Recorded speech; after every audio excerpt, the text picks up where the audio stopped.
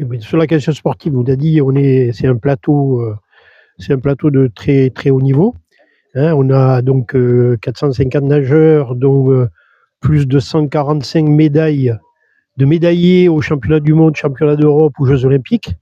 On a effectivement, comme a dit Stéphane, cette année des Américains qui sont là à titre individuel, mais qui sont médaillés aux Jeux olympiques. On a 40 nations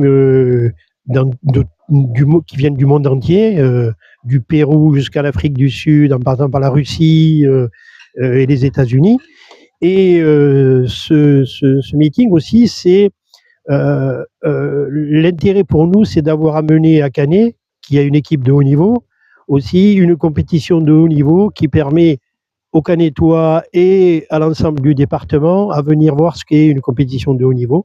Et ça permet aussi à nos nageurs de nager chez eux, devant leur public, dans un contexte international. Et je crois que ça aussi, c'est très important. Deux choses pour compléter les propos de Jean-Marie. D'abord, c'est une compétition qui est ouverte au public et nous vous invitons à venir assister notamment au final mercredi et jeudi de 18h à 20h. Voilà, parce que vous verrez que c'est véritablement une organisation internationale avec des juges qui sont des juges internationaux et qui seront là également.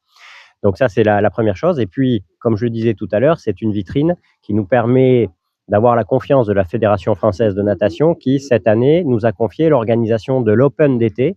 Donc, ça veut dire tous les nageurs français qui viendront fin juillet à Canet-en-Roussillon. Ça veut dire plus de 1500 personnes viendront à Canet-en-Roussillon pour disputer cette épreuve qui est spécifique. C'est une marque de confiance importante de la part de la Fédération française de natation et nous serons à la hauteur de l'événement, bien sûr. Et là aussi, nous invitons le public à venir assister aux compétitions.